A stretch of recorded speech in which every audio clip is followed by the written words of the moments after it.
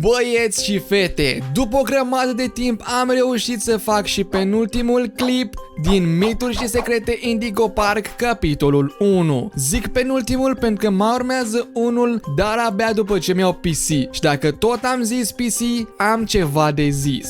O perioadă nu o să mai fiu prezent pe YouTube, asta înseamnă vreo 2 luni, pentru că vreau să-mi găsesc un loc de muncă bun și să iau un PC mult mai bun. Bine, asta nu înseamnă că voi dispărea aceste 2 luni. Chiar din contră, voi posta pe comunitate și probabil voi face shorturi random. Dar dacă totuși vreți să-mi urați un welcome back călduros, hai în aceste 2 luni să facem 500 de subs! Se poate?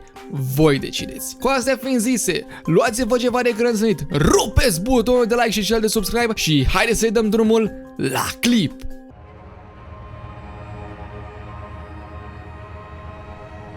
În episodul trecut am zis despre un arcade machine. E bine, acest arcade cu numele Rumbley Rush este un joc în care Rumbley sare și aleargă în căutare de fructe. La un moment dat, dăm de Molly McCow, care pare că a avut un accident. Molly ne explică că accidentul a fost provocat de un villain, mai precis de Salem the Skunk. Aceasta se pare că este împotriva lui Rumbley. Zic asta pentru că mai încolo Salem folosește o poțiune pe Molly, care o transformă într-o bestie ce dorește răul ratonului, urmând un boss fight. După ce termin boss fight-ul, arcade-ul se gliciuiește și se stinge. Când ajungem înapoi în lumea reală, pe arcade găsim un colectabil. Totuși, oare acest arcade să aibă treabă cu tot răul care se petrece în parc? Oare un anumit lucrător a preluat controlul asupra mascotelor și a experimentelor, transformându-le din mascote iubite și plăcute în creaturi ciudate și periculoase? Ar fi sincer plauzibil, având în vedere că parcul s-a închis, iar autoritățile și proprietarii au acoperit acest parc. Totuși, nu putem fi siguri de asta. Așteptăm și celelalte capitole să aflăm dacă este o teorie corectă sau nu.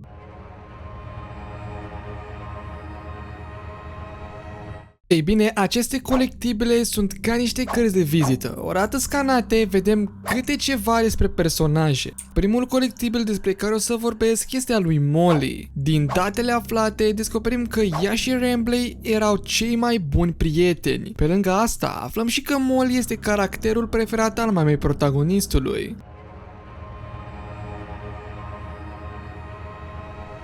Acesta, pe lângă că era personajul de care protagonistul se temea când era mic datorită mărimii lui imense, mai aflăm și faptul că acest șarpe de mare este foarte timid.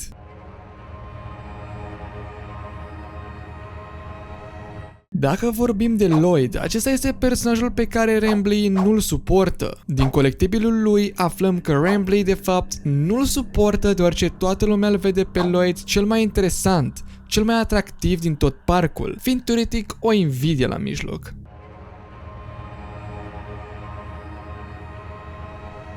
În timp ce Molly te urmărește, vei găsi o mască veche, fiind și un colectibil. Această mască aparține de un costum, să spunem purtat de o ființă umană, nu un animatron. Dacă vorbești cu Rumbley despre mască, acesta îți va da un audiolog cu o registrare veche. Ca să vă scutez de câteva minute, cei 2 angajați ce vorbesc pe fundal se plâng că niște animatroni le iau slujba. De aici rezultând faptul că animatronii erau într-un fel chinuiți de angajați. Totuși, nu-mi explic cum animatronii ăștia, sau mai bine zis mascotele, sunt vii. Dacă țineți minte, la finalul runului dintre protagonist și Molly, pasărea a fost prinsă în ușă, fiind decapitată, dar din cap nu au sărit circuite sau cabluri, ci sânge și, câteva circuite, rezultând că animatronii ăștia chiar sunt vii. Băieți și fete, cu părere de rău, dar un gând de bine, vă anunț că ăsta va fi ultimul clip pe luna asta și posibil pe cea care vine. O să încerc să-mi găsesc de muncă și să-mi iau un PC nou și